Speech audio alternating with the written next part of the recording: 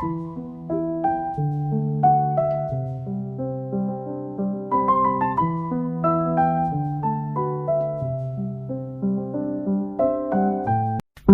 vaqti kelganda har qanday talaba baho uchun hamma narsaga tayyor bo'larkan. Men o'qirdim, lekin miyamga hech narsa kirmasdi. Domlamning oldiga kirdim, yalinib yolvordim. U nima qilishni bilmayapman, lekin baho olishim kerak, yordam bering, dedim. U menga tikilib turdi-da, hech kutilmagan, g'alati va qo'pol bir gap aytdi. Kallang ishlamasa, yo'g'on ichagingni ishlat, a. Uning bu gapi nimani anglatishini o'shanda tushunmadim. Lekin beshi baho olaman deb 5 kun o'tirishga qiynalib yurdim. Bu nima edi? Jazo edimi yoki sinov? Lekin hammasi aslida boshqacha boshlangan edi. Assalomu alaykum, qadrdonlarim. Momoni hikoyalari kanaliga xush kelibsiz. Bugungi hikoyam bu shunchaki talabalik davridagi sarguzasht emas. Bu qalbning uyg'onishi, aql va his-tuyg'ular o'rtasidagi kurash hamda kutilmagan insonning hayotimizda tutgan o'rni haqida. Oramizda ustoziga ko'ngil qo'yganlar yoki o'qish sababli g'alati vaziyatlarga tushganlar bormi? Agar bo'lsa, bu hikoya aynan siz uchun. Kanalimizga obuna bo'ling, videoga like bosing va men o'sha unutilmas kunlarimni so'zlashni boshlayman. Institutga kirganimda men xuddi katta okeanga tushib qolgan kichkina qayiqchadek edim. Hamma narsa begona, uzun va sovuq auditoriyalar, yuzlab yangi chehralar, tinimsiz darslar va ma'ruza daftarlari. Boshida juda qiynaldim. Shahar hayoti, talabalik mas'uliyati yelkamni bosib turardi. Ammo bu kulrang kunlarimga rang kiritgan, yuragimni eng ko'p hayajonga solgan narsa darslar emas, balki bir inson edi. U bizning kafedramizga yangi kelgan, yosh, o'ta aqlli va o'ziga xos xarizmaga ega domlamiz edi. Ismi. Keling, uni Sardor aka deb ataylik. U kishi boshqa o'qituvchilardan butunlay farq qilardi. Odatda domlalar quruq ma'ruza o'qiydi, talaba bilan ishi bo'lmaydi.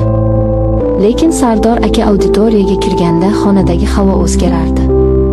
Uning gapirish uslubi, mavzuni tushuntirayotganda ko'zlarining yonishi, talabalarni tinglashdagi e'tibor. Hatto labining chetidagi kichik, deyarli sezilmas tabassumi ham menga nimadir bo'lishini his qildirardi. Har safar uning darsi borligini bilsam, ertalabdan yuragim tez ura boshlardi. Ko'zguga uzoqroq qarardim, eng chiroyli ko'ylagimni kiyardim. Darsga kirar ekanman, joyimni u ko'proq qaraydigan tomondan tanlardim. Kunlardan bir kun. Dars tugadi. Hammamiz auditoriyadan chiqib ketayotgandik. Men sekin narsalarimni yig'ishtirayotgandim. Shoshma degan ovoz eshitildi. Ortimga qaradim. Faqat men va domla qolgandik. U menga to'g'ri qarab turardi. Qo'lida mening yozma ishim. Bugungi savollaring juda yaxshi edi. Mavzuni chuqur tushunibsan. Shunday davom et, dedi u. Men u kishining nigohidan ko'zimni olib qocha olmadim. U nigohda shunchaki ustozning shogirdga bo'lgan maqtovi emas, balki mehr, qat'iyat va nimadir sirli issiqlik bor edi. Rahmat, ustoz, dedim zo'rg'a. O'sha kundan boshlab bizning munosabatimizdagi ko'rinmas devor dars ketdi. Bizning suhbatlarimiz faqat dars haqida bo'lib qolmadi. U meni tez-tez kutubxonada ko'rib qolardi, ba'zan yo'lakda to'xtatardi. Biz kitoblar haqida, hayot haqida, orzular haqida gaplashardik. Men undan nafaqat fanni, balki hayotga qanday qarashni o'rganardim. Ba'zida kech qolib, auditoriyada birga qolardim. Go'yoki mavzuni tushunmadim degan bahona bilan. Tashqarida shahar shovqini, deraza ortida oqshom tushardi. Auditoriyada esa faqat bizning ovozimiz va mening yurak urishim aks-sado berardi. Bir kuni yomg'irli kun edi. Kutubxonadan chiqqanimda yomg'ir juda kuchayib ketgandi. Soyabonim yo'q, bekatgacha ancha yo'l bor. Sovuqdan qaltirab turardim. Shunda oldimda tanish mashina to'xtadi. Oyna tushdi va u ko'rindi. "Yur, o'tir. Seni uyga tashlab qo'yaman, bu havoda kasal bo'lib qolasan", dedi u. Rad etishga kuchim ham, xohishim ham yo'q edi. Mashinaga o'tirdim. Ichkarisi issiq, sokin musiqa yangrardi. Yomg'ir tomchilari oynaga urilib, go'zal manzarani yaratardi. Domlam qo'lidagi termosdan menga issiq choy quyib uzatdi. Ichib ol, isinasan. O'sha choyning ta'mi deraza oynasidan oqayotgan yomg'ir tomchilari va uning yonimda ekanligi. Bu lahzalar yuragimga muhrlanib qoldi. Uyim oldiga kelganda u mashinani to'xtatdi, lekin eshikni ochmadi. Bir zum jim qoldi. Rulni mahkam ushlab oldinga tikildi. So'ng sekin menga qaradi. Hayot g'alati, bilasanmi, dedi u o'ychan ovozda. Ba'zan biz kutilmagan odamga kutilmagan paytda juda tez bog'lanib qolamiz. Bu noto'g'ri bo'lishi mumkin, lekin yurakka buyruq berib bo'lmas ekan. Men uning ko'zlariga qaradim va jur'at topib jilmaydim. Ba'zan esa bu tuyg'uni yashirish imkonsiz bo'ladi, dedim. O'sha kuni biz bir-birimizga ruhan juda yaqinlashdik. So'zlar aytilmasa ham qalblarimiz bir chiziqda tutashib qoldi. Ammo ikkovimiz ham ortiqcha bir qadam qo'yishga shoshilmadik. O'rtada chegara bor edi, ustoz va talaba. Kunlar o'tgan sari bizning yaqinligimiz asta-sekin kuchayib bordi. Avvaliga bu oddiy o'qituvchi va iqtidorli talaba orasidagi samimiy muloqotdek tuyulardi. Ammo vaqt o'tishi bilan men tushundim, bu tuyg'u oddiy hurmatdan ancha ortiq edi. U menga referat tayyorlashda, ilmiy ishlarimni tahrirlashda yordam berardi. Tushuntirish berayotganda menga juda diqqat bilan, xuddi mening har bir so'zim olmosdek qimmatlidek qarardi. Bir kuni institutda katta ilmiy konferensiya bo'lib o'tdi. Meni ham domlam ma'ruza qilishga undadi. Sen uddalaysan. Senda juda katta iste'dod bor, dedi u. Tayyorlanish jarayonida biz ko'p vaqt birga bo'ldik. Kechqurun auditoriya bo'm-bo'sh. Derazadan tushayotgan ko'chadagi chiroqlar nuri devorda yumshoq soyalar o'ynardi. Juda charchadingmi, dedi u stoldagi qog'ozlarni tartibga solarkan. Yo'q, aksincha hayajonlanyapman, dedim men. U jilmayib stulga suyandi va menga uzoq tikildi. Senda men yoshligimni ko'ryapman. Ko'zlaringdagi o't. Uni so'ndirma. Uning bu so'zlari menga qanot bag'ishladi. Ammo sessiya vaqti yaqinlashgani sari mening boshimda boshqa muammolar paydo bo'ldi. Boshqa fanlar, og'ir imtihonlar. Men asosiy e'tiborni Sardor akaning faniga va u bilan bo'lishga qaratganim uchun boshqa fanlarni o'zlashtirishda oqsab qolgandim. Miyam g'ovlab ketgandi.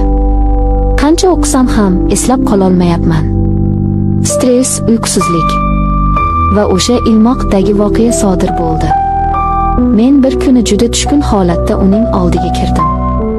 Ko'zlarim qizargan, asablarim tarang edi. Ustoz, dedim yig'lamsirab. Menga yordam bering. Boshqa fanlardan yiqilyapman. Miyam ishlamay qoldi. Nima qilishni bilmayapman, lekin sessiyani yopishim kerak. U menga qattiq qaradi. Uning yuzidagi muloyimlik yo'qoldi. U hozir qattiqqo'l ustoz edi. Oson yo'lni qidiryapsanmi, dedi u sovuq ohangda. Yo'q, shunchaki eslab qololmayapman, dedim. Shunda u stolga mushtladi va o'sha g'alati gapni aytdi. Kallang ishlamasa, yo'g'on ichagingni ishlat. Men don qotib qoldim. Nima? Bu nima degani? Nahotki u? Tushunmadingmi, dedi u kinoya bilan. O'tirib o'qiysan. Kechasi bilan, kunduzi bilan stuldan turmay o'qiysan. Yo'g'on ichaging stulga yopishib qolgunicha o'qiysan. Faqat shundagina natija bo'ladi.